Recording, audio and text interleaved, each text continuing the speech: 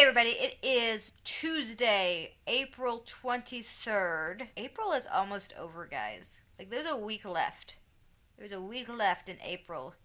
And I have not started my Wheel of Time book for the month yet.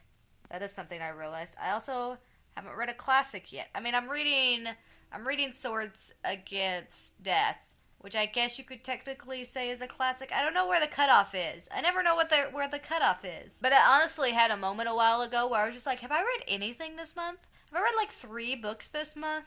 And I looked back and like did all the calculations, and I've actually finished 7 books this month so far. So it's not like a miserable reading month for me. But I really feel like I haven't read much this month. So I didn't do any vlogging yesterday because literally I had not read anything since I'd wrapped up the previous week's vlog. I didn't have anything to talk about. I watched Game of Thrones on Sunday night, so I didn't read then, and then I rewatched Game of Thrones on Monday night with a group. Yeah, that's probably going to be kind of the way it's gonna happen while Game of Thrones is on. It's just gonna take 2 nights of my week. And it's gonna be right at the start of the week when I would normally be reading and getting stuff ready to discuss with you guys, so that's just not gonna happen right now. Progress that I have been able to make. Last night I read, actually a little chunk, more than a single chapter. I am on chapter 9, which is only page 64. They're very short chapters, which I feel like is gonna make it to where I read through this way faster than I would normally read through a book this thick, because there'll be that one more chapter mentality. I think, is it Dan Brown? Is that the Da Vinci Code guy? That's like, all of his chapters are like a page and a half, and so even though the book is massive, you read through it really fast because you're just like, oh, one more chapter. So I feel like that's what's gonna happen with The Name of the Wind. I feel like I'm going to be like, oh, well, why not just one more chapter?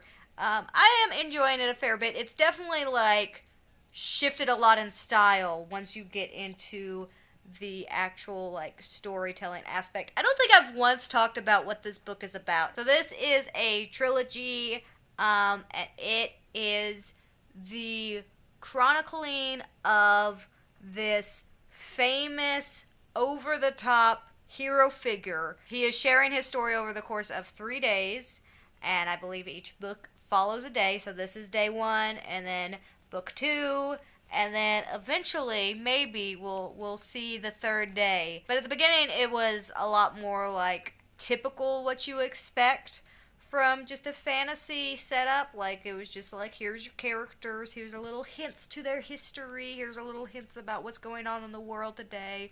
Did a little bit of world building, did a little bit of establishing everything, and then it was just like, alright, story time. And now it seems like it's gonna mostly be from quotes.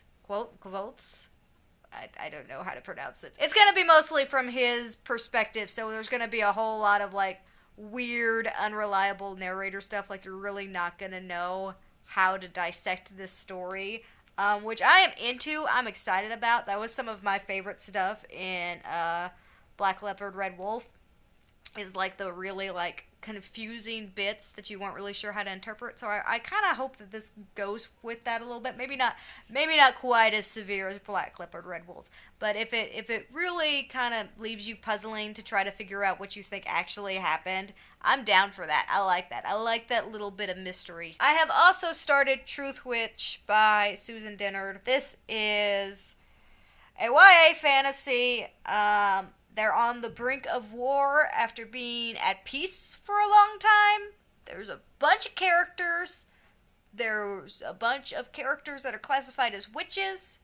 And I think the power is somewhat inherent, but also they go to school for it. I don't know. Like, I am halfway through this book, and I haven't really, like, latched onto anything about it.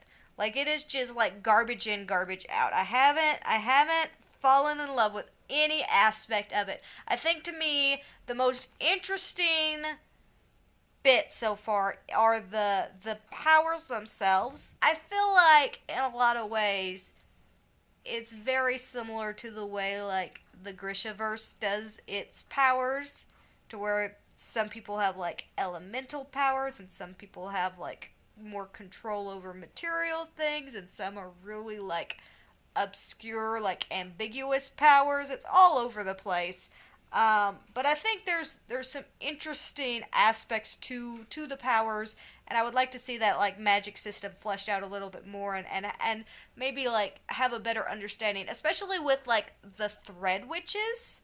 The thread witches, which I'm still not entirely sure what their power is, but it's something about like connecting like threads, as in like almost like invisible threads throughout like space and time, maybe. Like I don't know with this book. I haven't found myself caring about much of anything in it. I don't really care about the characters. None of them have really like won me over.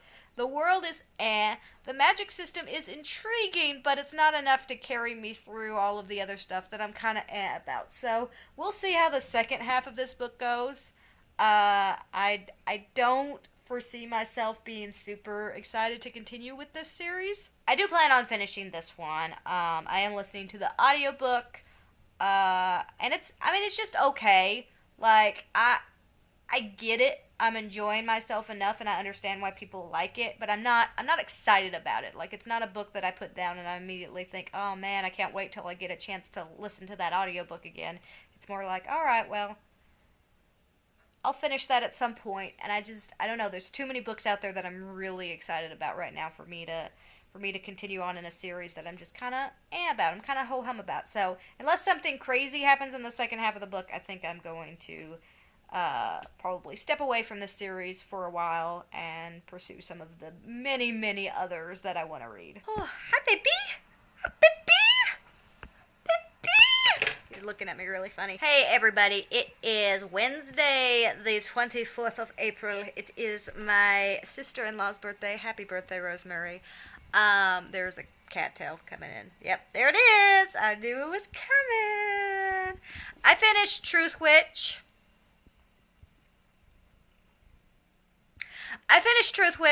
It still is just very underwhelming to me. Like, there are so many characters. There's so many powers. There's so many, like, different things that this book is trying to do, but it just is underwhelming. Like, it doesn't do anything really well, in my opinion. Like, the characterization wasn't great.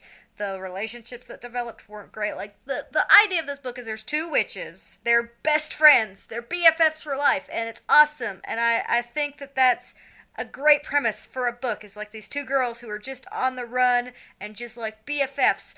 But the focus isn't on that as much as it should be. Like, I feel like there's a romance element that pulls away from that a lot, which I'm not a big fan of. The romance wasn't great, in my opinion. And there's just a lot of stuff that it just doesn't prove to me that these characters are so important to each other. Like, there's something about it that I don't feel that when I read this book. Beyond that, the world building is super, like, lackluster. There's not a lot there. It doesn't all connect in a way that I'm just like, oh, that's what this world is. It's just like a lot of pieces that don't quite fit together into a cohesive world for me. Also, like, just the powers themselves, the witch powers themselves are so all over the place. Like, it's just like any power you could think of, there's a witch for that. Like, you got your, like, elemental witches, so you got your, like, fire witches and your wind witches, and I think it's called tide witches. You got those kind of witches. You got your blood witches. You got your truth witches. You got your thread witches. I think there was another, like, a weave witch. I think that was what one witch wanted to be called, but wasn't called that. I think it's, I don't know, guys. There was a lot in this book that was just thrown at me and not explained. And I think that's my biggest problem with this, is like there's so many times where this book is like, and then there's this thing, and then there's these characters, and these characters have this history, and this is this character's mentor, and this is this character's best friend, and this is this character's love interest. But none of it felt like it developed in a way that made it actually the case. Like every time it was doing a lot of like telling me these things, but I never really felt it. It never really like came through in any emotional level. It was just like these two are best friends. So just understand that. These two are super into each other. They love each other. It's great. This is the bad guy. This is the good guy. What not, what how. But I don't know. I don't feel like any of it landed. This is very inarticulate, but that's just kind of like I just finished it. It's the very end of the day. I'm super tired, and I'm just kind of irritated by this book. This book gets a lot of hype. Hi, baby. This book gets a lot of hype, and I don't feel like it's developed enough. I feel like if it had a little less characters. I think there's too many characters. But if it had a little less characters, or at least a better focus on some of the more important characters. Because I feel like the two most important characters, which are the two main girls, the two main witches, their relationship is so underdeveloped in my mind. There's definitely moments in the book where it talks about how close they are, and just like they're sisters, you know, it's just like they mean so much to each other. And I felt like we needed more to show that. It's also a very action-focused book, which isn't my cup of tea. I don't really care about the constantly having to be on the run. I didn't really care about a lot of the like fight scenes or the encounters that happened along the way. They're not really my favorite, and I really would have liked more time put into character development, into world building, into plot. I mean, what is the plot? There's two witches. They're trying to build a life for themselves, and another character detects that they have power, and so they end up just running. For the entire book, they're running. And that's the plot. And I'm okay with a plot-light book. I really am. I'm not a plot-driven reader. I mean, I enjoy a good plot. I appreciate when that happens. But if it's not there, but the other pieces of the puzzle are there, I'm probably still going to really like the book. I mean, if it's got really solid character development, if it builds a world that I think is inventive, if it's got a magic system that is intriguing and makes some semblance of sense. That's the problem with this magic system, is the magic system is basically people have powers that are varying degrees of special. There's like such a weird disparity between all of the different witch powers. Like, it's just like, you have the ability to control elements. You can summon winds at your command and make incredibly powerful forces and travel at lightning speeds because of this. And you can tell if someone is telling the truth or not. Sometimes. There's a lot of weirdness to this book that I was not a fan of. Anyway, I've rambled about this enough. Yeah, it's not for me, guys. Maybe the rest of the series does amazing things, but this first book, is just meh. It's meh.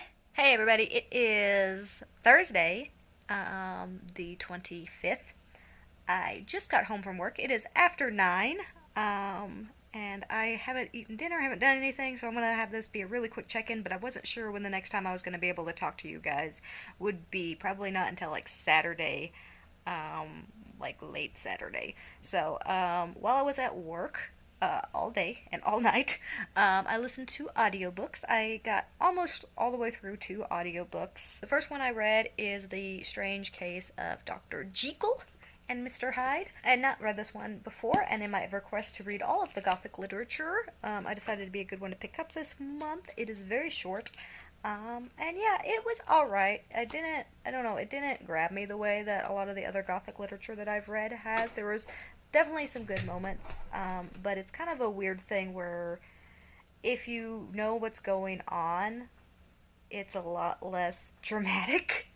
And there's just, I don't know, like the reveal isn't really like a reveal because everybody knows what this story is nowadays. So it's not, I don't know. It doesn't hold over time. There's no, if you don't know the twist, read this, but I imagine you probably know what the twist is and what's actually going on in the story. And so it made it not as exciting, but there's definitely good stuff in it. I would like to revisit it when I'm a little more focused on it because, like I said, I did listen to it at work, and it was a very busy day with a big deadline that we were trying to meet, and so not my best environment for listening to that, I am sure. And this other book I think really suffered from that environment, which is The Alchemist by Paulo Coelho.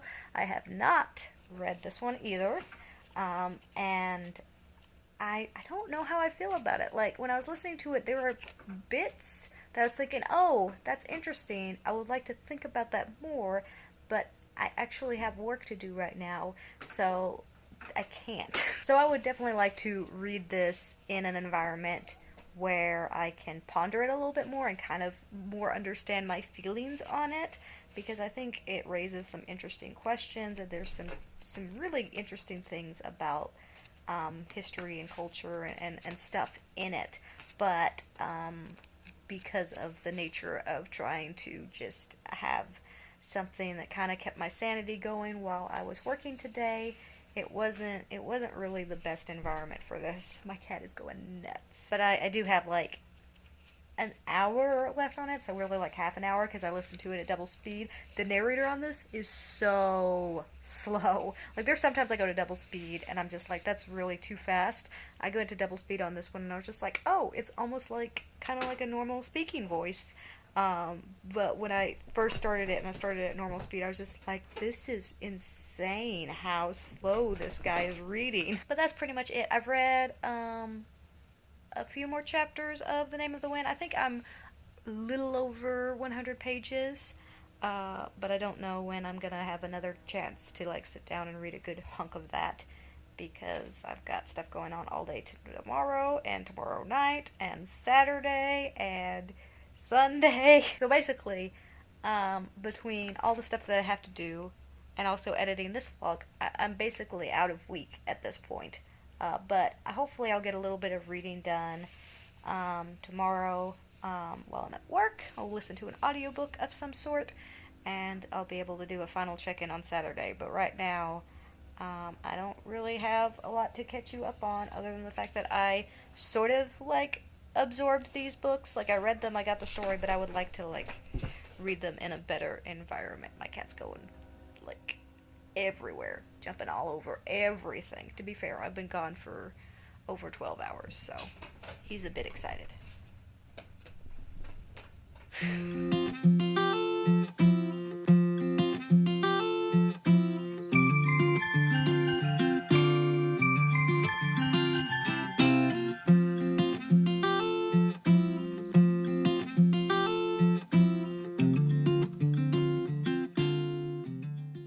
Hey everybody, it is Saturday now, and I just got back from watching Endgame.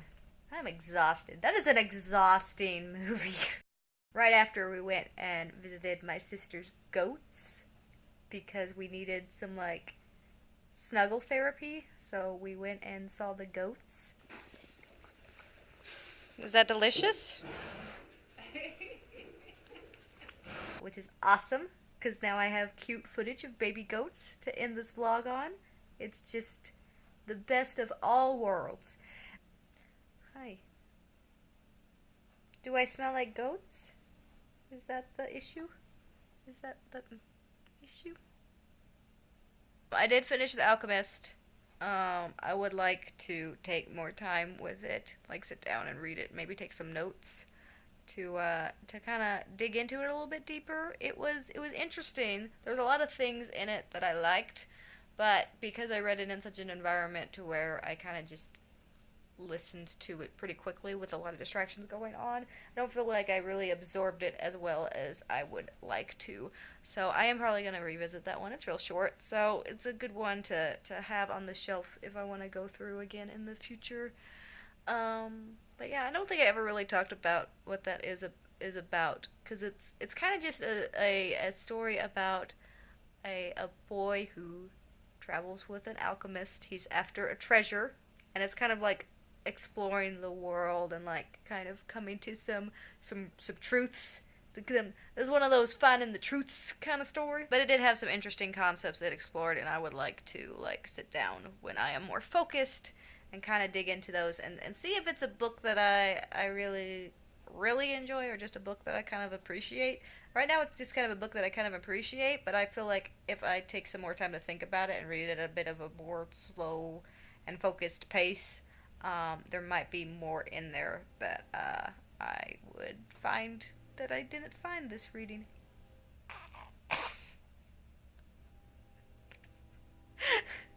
I didn't realize he was gonna so perfectly just plant his tail in my mouth when I did that. After I finished The Alchemist, I did start the audiobook for Lord of Chaos, Robert Jordan's sixth Wheel of Time book. These are beastly. And yeah, I haven't gotten hugely far into it. I don't remember maybe a few hours into the audiobook. I am enjoying Rand. As these books progress, I'm liking Rand more and more, whereas in the beginning I wasn't crazy about him, and now I'm just like, oh, I can see some really interesting things that they can do with this character, and I like the things that are happening around him and what he's doing. It's just great. And as much as I feel like Matt's fully cemented himself as my favorite character in this series, I don't know, I could see Min coming up and just taking over. She hasn't done a crazy amount yet, but there's so much about her character that I really like, and I really hope that she gets a little bit more screen time, page time. I don't know the correct phrase, but I hope that she really turns into something more than what she's been. Not that what she's been has been minor. She is a major character. She definitely has driven story, have had her own story arcs, and she's doing stuff. But I want her to do so much more. I want to see that character just blossom into this awesome, powerful female. Because I think there's a lot of potential with her. I love her ability. It's unique while not being unique at all. It's totally a power that's common throughout all kinds of different forms of fantasy and folktales and stuff like that, but it feels so unique the way that it's presented in these books. And I love that her power is so intertwined into her person. It really feels like she is the person she is because of the ability that she has.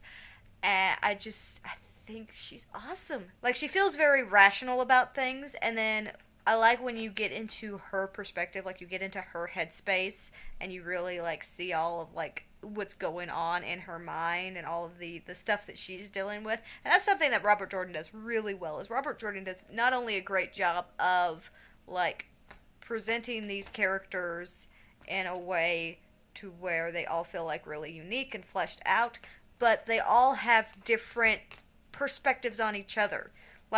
You're gonna get a completely different feeling from Min, how she acts and how she responds to things based on what perspective the story's being told from at that time. And it's really it's not overt, it's not it feels like it's a different character. It still feels like Min, but there's subtle things that it does based on who is interacting with Min, to the way that they perceive Min's reactions.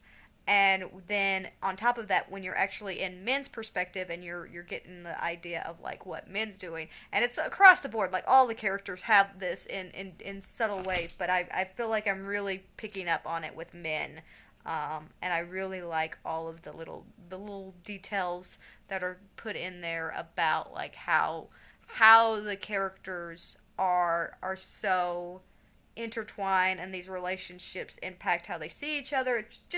It's really well done. There's moments in the very first book that do things like that, especially between Rand and Perrin, when they have different perspectives and you're getting into their headspace, and they have specific ways that they see each other and see each other as being better at stuff, and it's the same stuff that they think the other person's better at. So they both think that the other is better at talking to girls and stuff like that. It's fascinating how careful this story is constructed, to where every character is considered not only as how they perceive themselves and how the audience perceives them, but also how different characters perceive them, and that is totally reflected in the text, and I think that is awesome. Other than that, I haven't had any time to read because last night I had projects, and then I had my nephew over to help him with projects, and we stayed up till like past midnight, never read any, then woke up and went to eat and watch Endgame, and now here we are. So, not actually sitting down to read, but gosh, audiobooks are awesome. Audiobooks save my life when it comes to the amount of stories that I want to absorb. Anyway, I have rambled on too long. I'm very tired. Busy week. But yeah, anyway, yeah, enjoy some footage of some cute goats as this vlog ends, and you'll see me in the next vlog.